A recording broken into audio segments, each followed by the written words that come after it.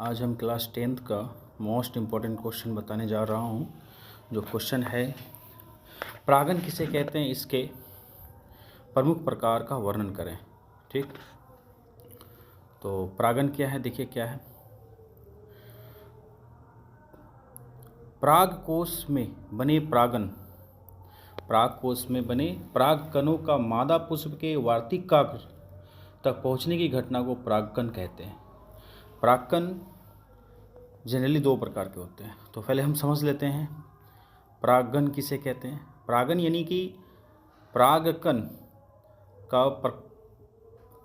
का वर्तिकाग्र तक पहुंचने की घटना को ही परागन कहते हैं।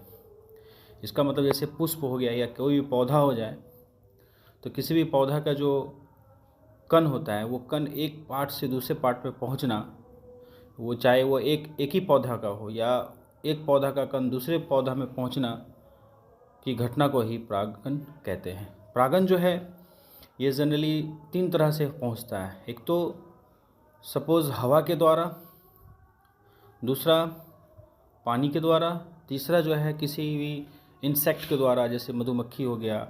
मधुमक्खी अगर बैठा फूल पे बैठने के बाद जो उसका शहद लेकर के एक पेड़ पौधा का पार्ट का एक पार्ट से दूसरा पार्ट हो जाता है, तो इसी में हम ये परागन कहते हैं।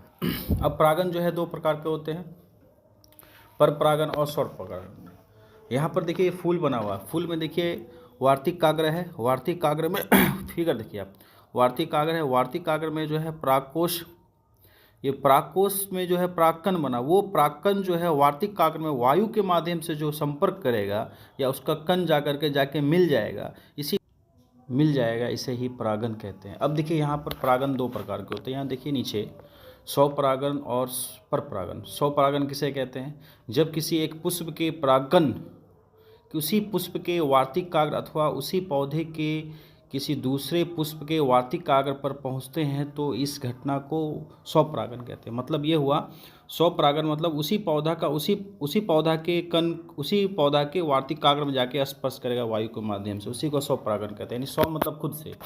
और परपरागन देखिए, परपरागन जब किसी एक पुष्प के परागकण उसी जाति के दूसरे पौधों के पुष्पों के वार्तिकाग्र पर पहुँचते हैं, तो इस घटना को परपरागन कहते हैं। यानी परपरागन मतलब पराया, यानी एक पौधा से दूसरे पौधे में जब उसका कण पहुंचता है वार्तिकाग्र पे, तो उसको हम परपरागन कहते हैं। यह है स्वपरागन और परपरागन। स्व मतलब खुद के पौधे के खुद के कण मिलते हैं, और परपरागन मतलब एक पौधे का कण दूसरे पौधे के वार्तिकाग्र में जाकर मिल जाते हैं, तो इसे हम परपरागन कहते हैं। ठीक है, थैंक यू, धन्यवाद।